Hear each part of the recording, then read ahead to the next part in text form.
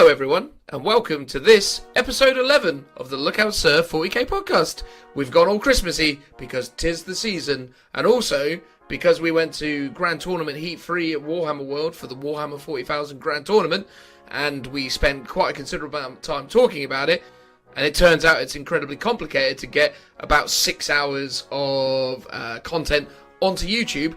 We've had to break this down. So if any of you are curious why none of our episodes, or rather our episode 11, turned up on Saturday, it's because we had a logistical error with trying to get 6 hours of content onto YouTube. So what we've ended up doing is what you can see here, which is one of our segments of the Look Out Sir 40k podcast, episode 11, where we're going to be talking about the Grand Tournament Heat 3, our individual armies and performance within the tournament. Now, spoilers, I don't mean to be bold when I say this, but I will say this boldly.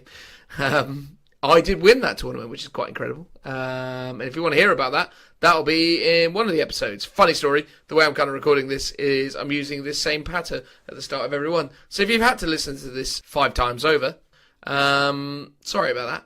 But essentially, this episode will be about Tim and his Tyranid Army, the games he played, the people, and his results. Let us discover what he has in store. Transitional noises.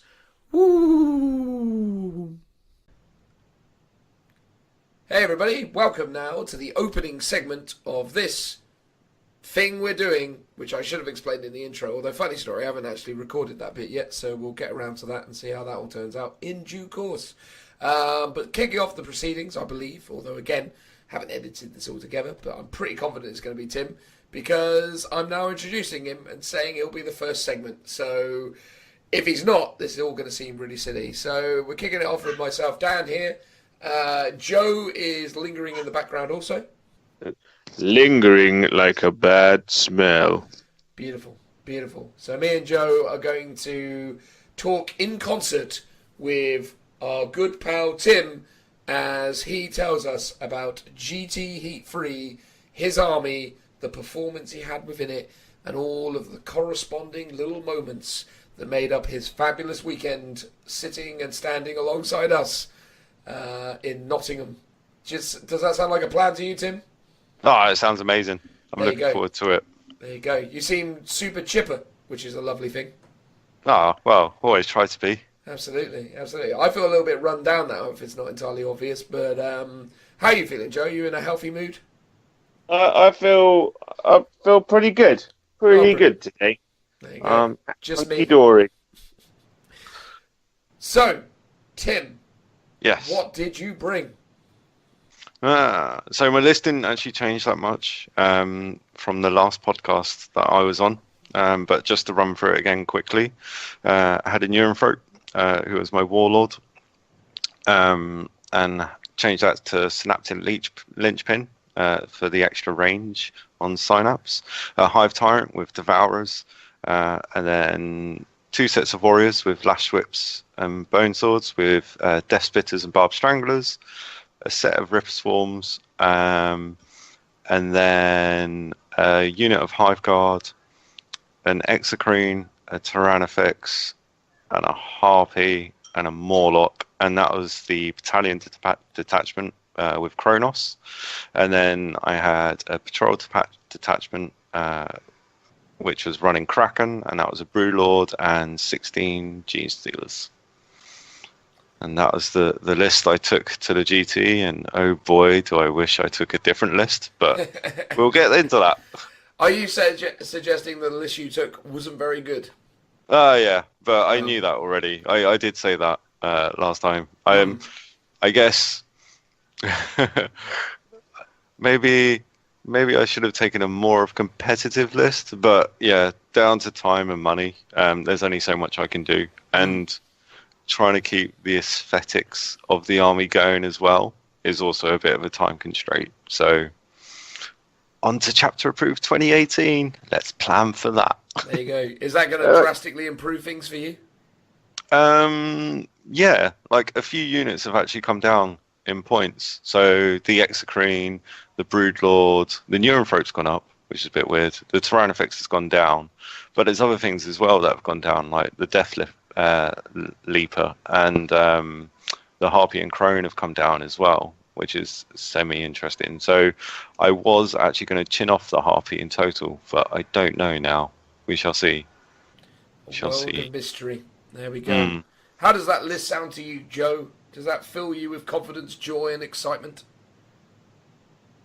As in the things that he took, or the things that he's going to take? The things that he took, Joe. We're not interested in the hypotheticals at this stage. The hypothetical future sounds so exciting. It's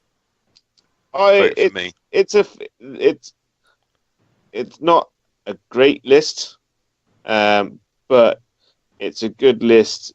We knew it's painted well, it looks great, and you know it. And given like the time restraints, it's not easy just to bust out like basically a new half of an army, essentially. Yeah. It's never easy. But I mean, that being said, we did buy the tickets for this GT Heat in May. We'll gloss past that. Okay. And we did, but I was working all the hours under the sun between May and September. It's your first event as well, so it's like it almost doesn't really matter what you take, because you don't know what to expect, you don't know what's going to happen, and you don't know what kind of matchups you're going to get. So, like, yes, you could have taken a more competitive list, but if you're going to come up against someone who knows their army inside out and has been playing for the last like 10, 15 years, like Dan has, it wouldn't make much of a difference.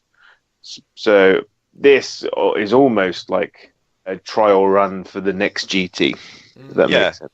Yeah, no, total sense. And that's the way I took this on board, really, is that I didn't really know what I was getting into, but I was going to give it my all, and I was going to play a list that I know pretty well, so I didn't annoy any of my opponents that I was playing against, because I get quite self-conscious about that.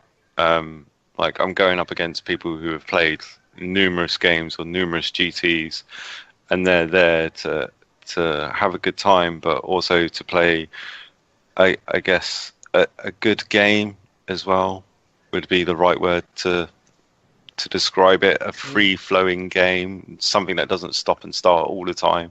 There's always stop and starts, but within reason, you know. Yeah, you don't want to be consulting your codex like every other unit, and because you played, and you wouldn't be doing that with the army you took. So it's the right decision. Yeah, I thought so. And it might be me getting ahead of the flow of this conversation, because it seems like probably something to bring up at the end, but just for the sake of saying it at this point, would you say that after your first competitive Warhammer World tournament event that you've come away thinking very positively of the experience? Would you recommend it for other people? Is this something that you feel that you want to be involved in more going forwards, or did it not live up to your expectations? No, it did. I'd say I walked away with it with a positive vibe. Well, looking back on it, but also, I guess, in a bit of a masochistic way. Like, I went through a lot of pain throughout the weekend, but I would do it again. I know at the time I was saying, like, I'm not really a comp player. I'd probably be better doing like a Throne of Skulls event, which is a little bit fluffy and a little bit comp. But the more I'm looking into the future, I see the appeal. I get it. I totally get it. I'm never gonna. I don't want to say I'm never gonna hit those top tables, but that's not my main aim. I just want to be a better player at this point, and I'll worry about the future later. There you go. You become a better player by playing those kind of peoples. Like when me and Dan met about 5 years ago.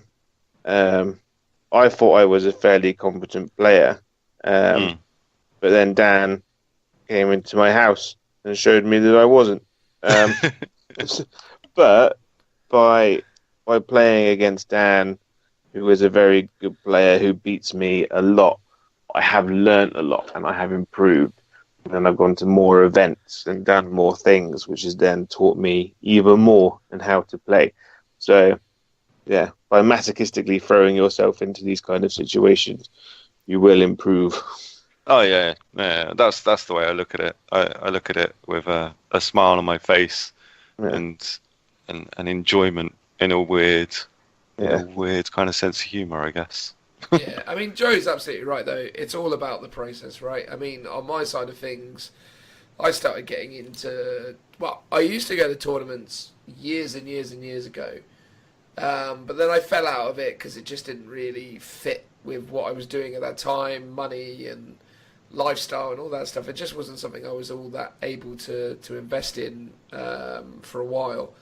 But then I think it was around 2012 I started to get back onto the competitive scene, and obviously my ability or my victories are a result of the whole long span of gameplay that I've engaged in, but it really has been a combination of the 6 years of playing through 6th edition or late 5th edition, 6th edition, 7th edition tournaments, and now 8th edition, and it's been that thing where I've gotten to that point now where I can consistently reside on the top tables, which is a fantastic thing.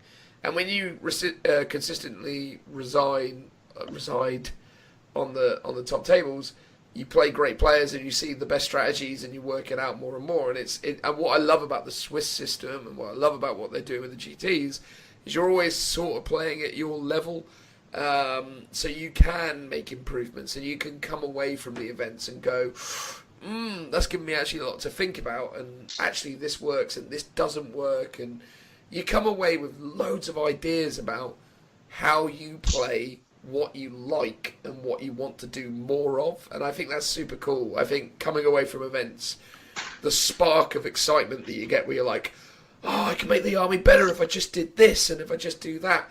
It's super awesome to have that refinement and to make it better as you go on, which is my enjoyment of it all, is the continued pursuit of getting better. Yeah, the continued pursuit of gloriness. Absolutely. No, I see it. I totally get it, and yeah, I'm definitely getting the bug. Yeah. It's slowly gnawing away at me. So. Yeah, it might do. It's yeah. I think, but like you say, man, next year, some doubles tournaments, some Throne of Skulls events, throw those kind of things into the mix. That could probably do us pretty well and give you a bit more of a varied experience to help you grow, because yeah, it takes time, man. It takes time to get better at it, but it's fun. It's a fun journey to embark upon.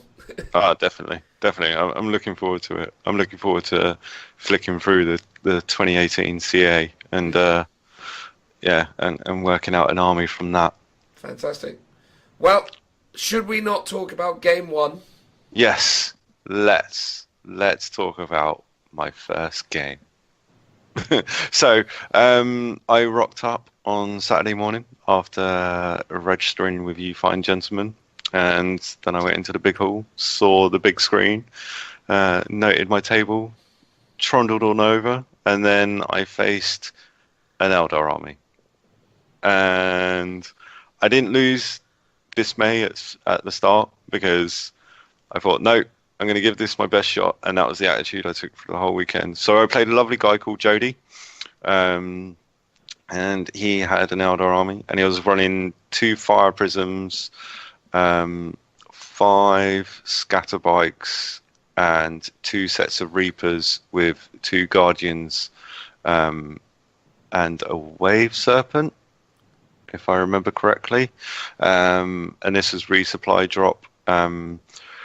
He got the first turn, and I deployed as defensively as possible. I still put my Gene Stealers on the front line, though, just as a screen, if anything else, which did help in my favour. And he just proceeded to delete stuff off the table. I I fought back as much as I could. He didn't delete my Exocrine straight away, and he didn't delete my Tyrannifix. So I managed to pop one of his fire prisms, which helped alleviate some of the pain. And the Hive Guard chipped away at some of the Reapers. But by turn 5, it was over, pretty much. Can't remember the scores, but it wasn't a complete whitewash. I think I was only a few points away of actually getting a draw. I know draws are rare, but yeah. But all in all, it was an experience, definitely. So that was game 1, really. It sounds like a fairly unoptimized list in some respects. I mean, this is coming from me not running a particularly optimized list. But then, hey, I won the whole thing, so who am I to judge? But the fire prisms are great. They're really great. But it's when they do that twin-linked fire one thing. CP link fire reroll hits reroll wounds, I think it is, which is like, ugh, God. Yeah. It's so rough, especially when they can use the disperse fire version of it, where they get like D6 shots and then they fire twice, which is like, oh no, like that's a lot of shots. And I guess that's sort of what he was probably going for, was trying to do fire prisms for anti-horde. He kind of had the right idea with the scatter bikes, but obviously I don't think he took enough of them because, as I kind of proved, 3 units of 5 seemed to be pretty optimal, but 1 unit... It wasn't enough. Yeah. It wasn't enough. Like, my Exocrine deleted some of them as well, so... Yeah. There you go. But it was it was a good game. It wasn't like... I felt like I held my own quite well against that kind of army. So, with an unoptimized list. You did better against that than you did against me in playtesting, right? Yes, yeah, very much so. So I was quite happy about that. I imagine the playtest helped. Sorry, Joe, say that again? I imagine the playtesting helped a bit. Yeah, definitely. It did against that army, for sure, because I kind of knew what stuff did. It was the second Eldar army that hurt, but I'll get to that in a minute. But yeah, so after that was a loss for me. So I moved on to my second game, where I came up against a chap called Adam, who was running a night list with a little bit of Skitarii flavour. So he had a Castellan, a Knight Gallant, I want to say, 2 Armigers, and then an Armiger. Well, that's the Armiger shooty ones, and then the Armiger close combat-y one, the Warglaive.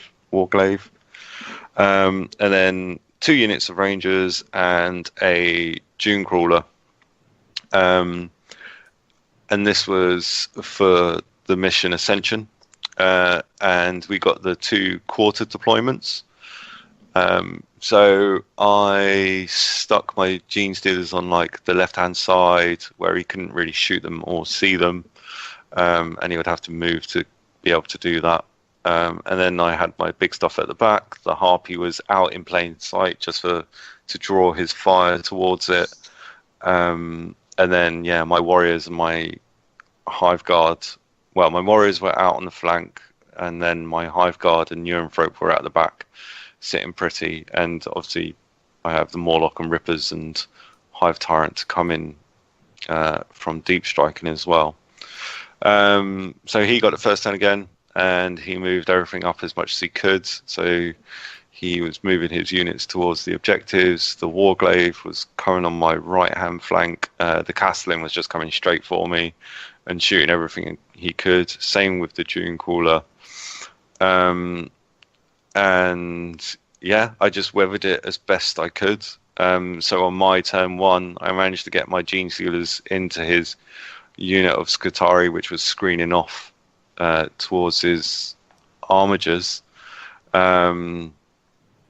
which I deleted quite nicely. And then I realised maybe I didn't want to delete them and keep them in combat so they couldn't be shot at. But hey ho, I was on an objective and I was thinking of the points at the time. So that was my initial thinking. And then, yeah, other things shot at like the armigers and stuff, and just things they could see. I did take one armiger down, quite a few wounds, down to 3, I believe.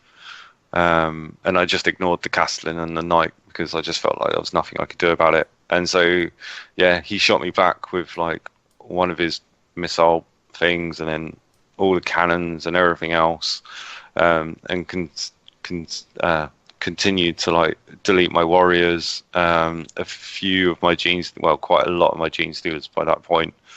So my turn 2, I ran my Broodlord into his little chicken walker thing and deleted that. That was quite satisfying. That was actually really satisfying. My Morlock popped up. I deleted his Warglaive on the right flank, which was getting close to an objective, with my Hive Tyrant and the Exocrine at the time. The Harpy had gone by this point. And then, yeah, by turn 3, he pretty much got rid of my Tyrannofex, my Exocrine, the rest of the Gene Stealers. The Broodlord died, and then it was just my Hive Guard, my Neuronthrope, my Hive Tyrant, because I kept the Feel No Pain going off on him, which actually worked out pretty well this time round.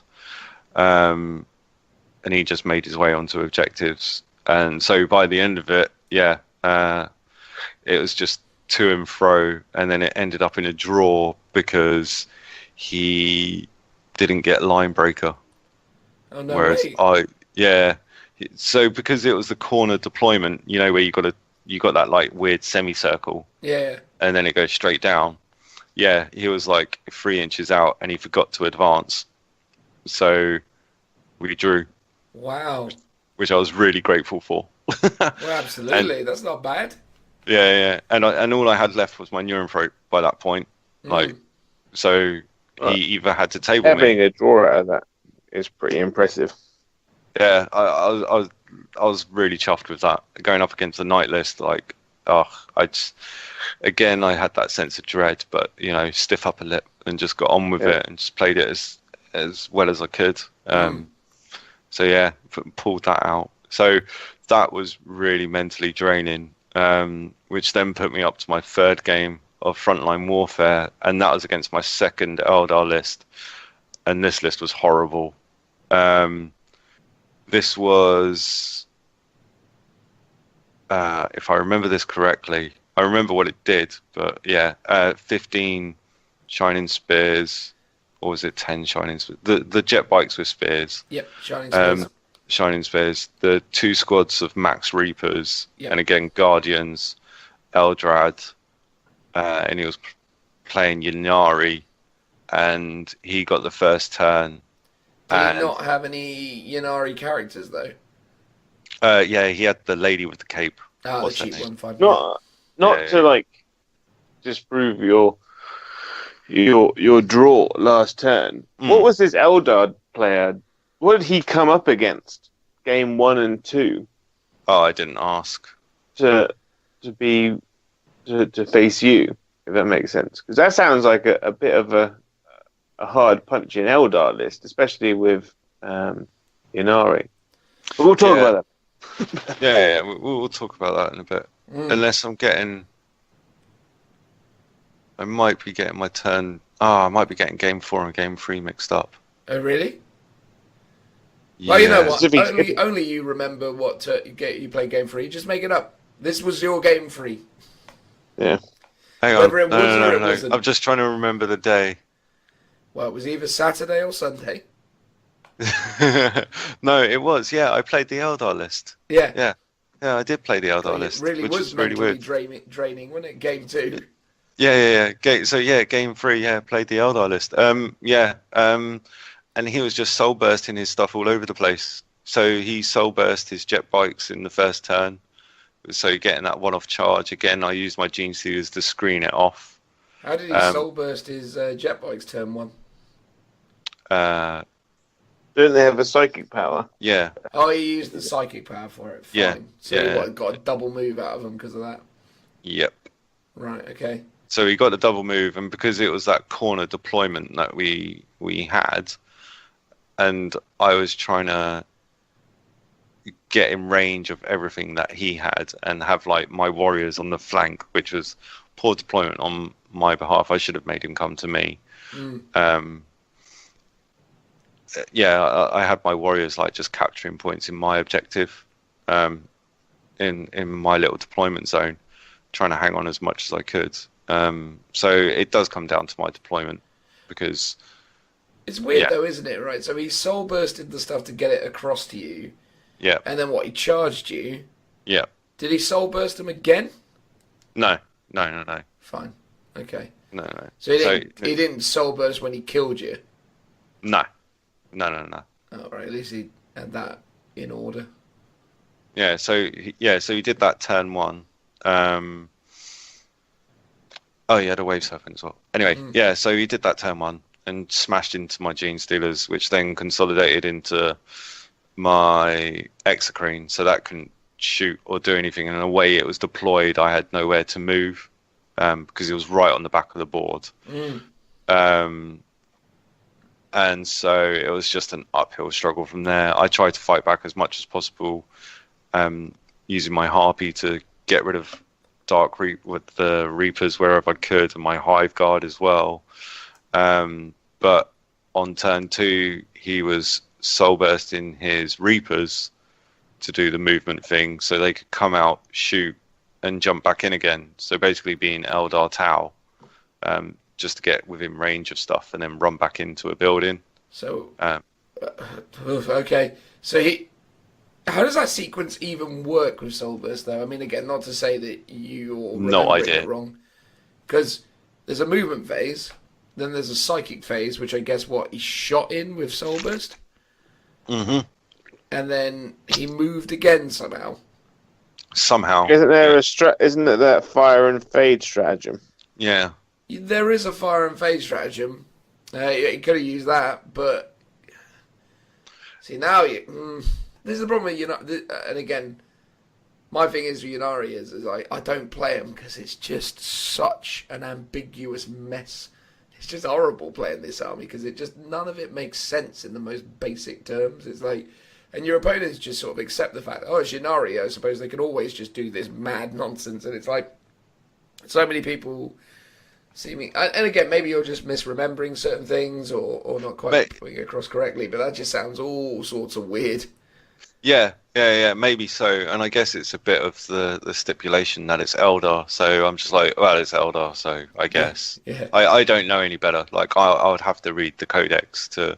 Honestly, mate, I'll tell you what, if you get the index, read it, and then read the FAQs that accompany it, and if you actually can tell me you understand how the heck that works, brilliant.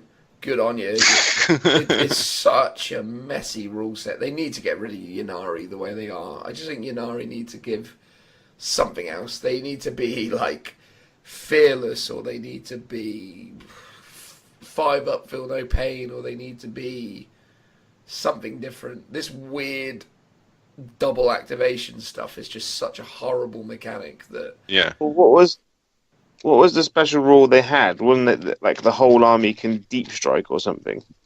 What? Didn't they used to have a role in 7th where all the Black Guardians of the Yunari had the deep strike special rule?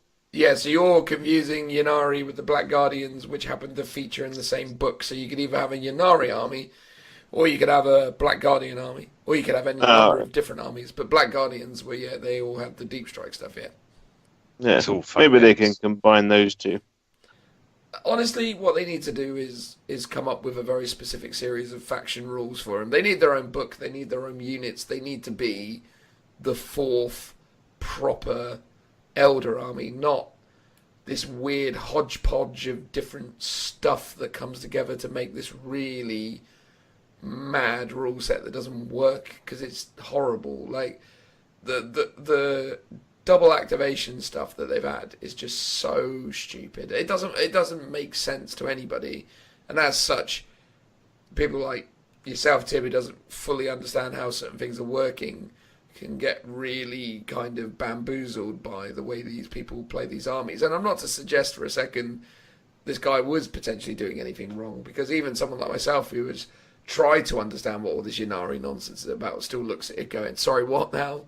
Like, why is this? Because you can do all sorts of nonsense with it, where you can still maintain your craft world or your clan or whatever it is, your mask faction, while still being Ynnari, and then you can take a regular detachment of. So the trick is like you could take like a. And again, I don't know this for sure because I don't actually play Ynnari, but as I understand it, you can take an Eltok detachment of Rangers and then take Wave Serpents or all those, but then you take a Ynnari detachment, Spear detachment of Dark Reapers, and then you put the Dark Reapers or whatever you want to put inside of the Wave Serpents, because the Wave Serpents are Eltok and you're still Eltok, even though you don't get the Craftworld tactic of -1 because you've exchanged it for Ynnari. You still have the Eltok keyword, so you can still get inside that transport. But the whole thing's just like, this is all mad. Like, nothing about this. It's a horrible mess of a rule set that I just think needs to go away. But as Joe says, I have no idea what you're doing playing a Ynnari player in Game 3 if he's running a Ynnari army. It's just like, if you've lost one, drawn one to play a Ynnari player in Game 3, I think something's obviously gone wrong somewhere, or he himself has just had some terrible luck, or he's just played it awfully, because like that army sounds horrendously powerful and you probably had no business playing against it. Yeah, probably. Like it was that was probably my worst game. That was my worst game of the weekend, without a doubt. And after that, I did feel a bit deflated.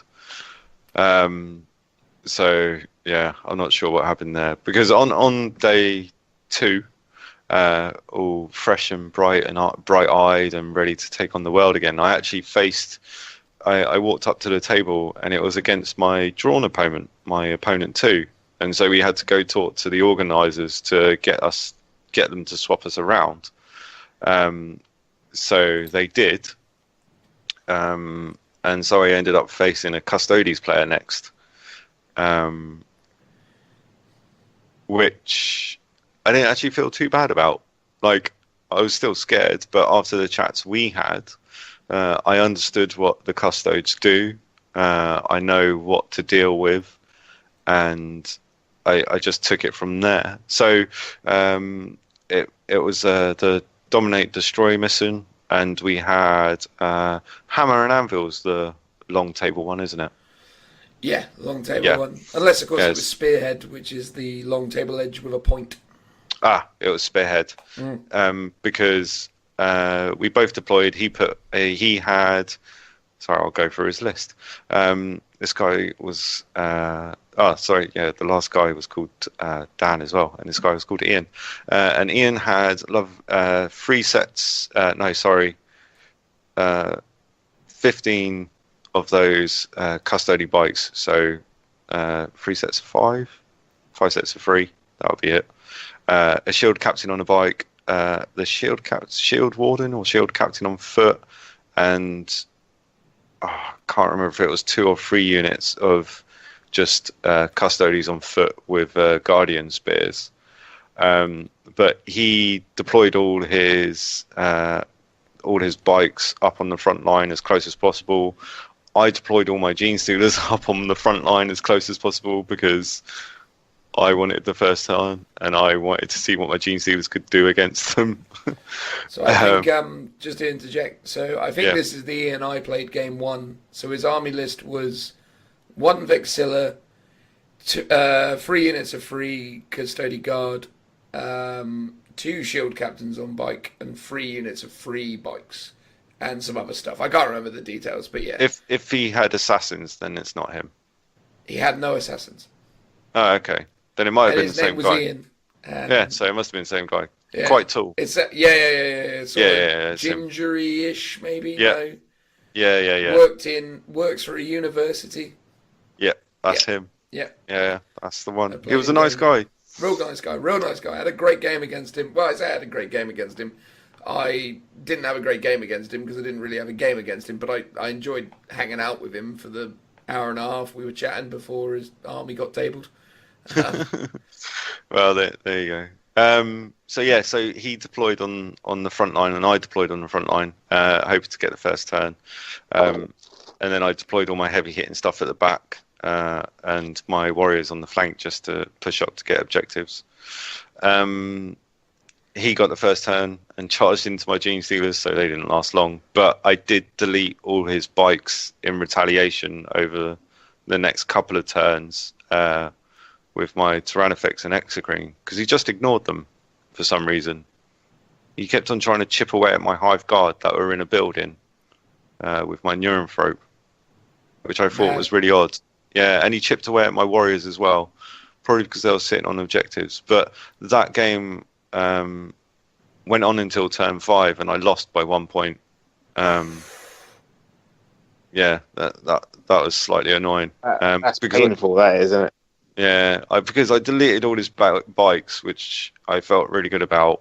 And then he basically ran all his foot soldiers behind a building, and he did end up killing all my Hive Guard, so I had to go chase him down. But I didn't really have anything left to chase him down with. So, yeah, that was a bit frustrating. But oh wells. So that was my game 4. And then my game 5, which was Scorched Earth, was against a Dark Angels player with the old Loyal 32, which I've only just realised is a thing. And he had a squad of Primaris Intercessors, a character in a land speeder named Samuel. And then he had some guard mortars, just 3 squads of 10 guardsmen with, is it an officer? I don't know. Tends to be some kind of officer. Yeah, it's a company commander, if you will. Yeah, something like that. And then he had that funny-looking Dark Angels relic land speeder thing. What's that called? And then 2 of those like Raven Wing things flying about, and then 2 sets of 3 of those Intercessor jump pack guys, nice. ready to jump pack, ready to deep strike in. They're horrible. They are really horrible. I didn't feel too bad about this matchup. I managed to get the first turn in this one, which is great. Amazing. Yep. I got my Gene Stealers all the way across the board and behind his back line, and there wasn't a lot of room, but I smashed into his mortars. And so... Huh? They're always useful, especially like those mortars would do a serious amount of damage to those Gene Stealers if they're unmolested. Yeah, it's exactly why I charged them in there. I can't charge the fly things, so I was like, well, that's what I'll do with the Gene Stealers. So I did that turn 1. I used my Exocrine to delete his Intercessors, all but 1. They survived their morale, and I think he had a character as well who survived his morale as well. And then I used the Harpy and the Warriors to try and chip away at the guard, and the Hive Guard as well to chip away at some of the land speeders. But they had like a -1 to hit, I believe, through some... was it through the Dark Angels? Oh, no, wait, sorry. No, it's through a Dark Angels thing. Yeah, it's the Dark Talon. Oh, what's it called? The land speeder. Yeah. Land speeder something. Not a land speeder vengeance. A land speeder. But I can't remember. Yeah. But anyway, so he retaliated, and he got most of my Gene Stealers back after that, and my Broodlords because of my bad positioning. I just remembered. It's called a Dark Shroud. There you go. There we go. Cool. And so I came back next turn, bringing on my Morlock and stuff, who just did nothing all weekend anyway, but we knew that was going to happen. And then tried to take out one of the Raven Wings, and I got it down to 1 wound which was really annoying. I just couldn't do that final wound even after a command reroll. Sucks. And then he brought on his little jump packy guys, and using Relic of the Dark Ages, I think it is, to make them even more beefy. He basically, again, this is my lack of understanding, but he gets to roll for how many shots they do, and then he gets to roll, obviously, to hit, and he's supercharging them, but he gets to reroll ones because of the buff provided by old Samuel, because the land speeder was in my backfield with him, his land speeder, and it just they just deleted things, and they didn't die, and they didn't blow up, and he was saying, like, normally these guys just kill themselves, and I was like, well, not today. So after the Exocrine went and the Tyrannofix went, everything else just fell apart because I didn't have my Gene Sealers. I'd blown through most of my command points. I spent the rest of the game just trying to survive, and I lasted until turn 5. He did get the roll for turn 6, but we decided to call it there because it was pretty obvious that he was just going to take out. My Neuron was just hiding behind a relic at that point. So, yeah, it was game over. So that was my weekend in a nutshell.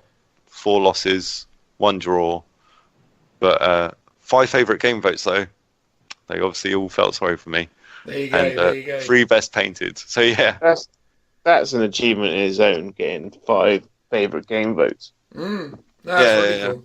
And the fact is that you were only 2 best painted army votes off of a Knight of the Inner Circle, which would have been an amazing accomplishment. yeah, definitely. And I think that's why I walk away from the event with a high. Like, I've learned a lot. I know where I need to improve. But getting those favourite game votes, it's nice because you feel like, I'm not such a bad person after all. Not at all, Tim. You're a lovely boy. So it's nice to get that validation. So yeah, it was definitely an experience. There you go. So there we are. I think, as you said at the start, it's great that you finally came along to one of these. It was an absolute pleasure to have you with us, and hopefully you'll come along to one again in a few months' time. I mean, unfortunately, the next one that's coming up for me anyway is the finals, which sadly no one's going to be joining me at. He likes to rub it in though. That said, Joe's flaked out on me on this doubles tournament in pool, so I need to sort that out at some point. Unless, of course, Joe's changed his mind. Joe? No, still flaky. Well, we'll chat about this later, Joe. Yeah. You've let me down. You've hurt me. I do want to keep my eyes open for the next Throne of Skulls, and then the next GT, and then possibly a doubles in between that. Going all in. Yeah. If I can, I have a new list in mind. Well, a doubles side of things would be good, because, I mean, if you partnered up with anyone from us lot who go regularly, so, myself, Joe, Phil, Richie, whoever it would be that you would double up with, you'd learn a lot from just sort of actually playing weekends with any sort of one of us, just from the perspective of the fact that we do it a lot, and you'd probably start to twig certain mechanics or start to think about things in a different way. It's really helpful to do doubles tournaments because they teach you a lot of extra bits and pieces, I find. They're good. Oh, for sure. You learn about more armies as well, faster. Yes. They're a good training ground. Double the fun. Absolutely. Yeah. Absolutely. And plus, you're always playing with your mate, so Exactly. That's one of the best things about it, is that you can always turn around and be like, oh, thank God, someone's here I get along with, until you start realising that you're not getting on all that well as the weekends go on. That's a terrible when it all sign. goes downhill. Yeah. But there we go. That was awesome, man. Well, at the end of the day, 4 losses and a draw is better than 5 losses. And it's true. Additionally better because, you got some good favourite game votes out of it. Had it been that you were playing in the rounds of heats from last year, you would have won a Knight of the Inner Circle for that 5 favourite game votes. But They've changed the parameters, which is, well, it's fair enough. Because when I won the Night of the Inner Circle Award, It was too easy. It was too easy. It was only based on 5 favourite game votes. So when I got it, it was easy. But, it's tough to get it these days. I'm an aspiring knight, is how I look at it. Exactly.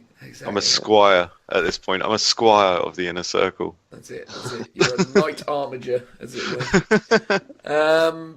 But yeah, no, amazing, mate. Well, again, looking forward to the next time around. Cheers for taking everyone through your experiences. Hope you enjoyed, the people listening to this.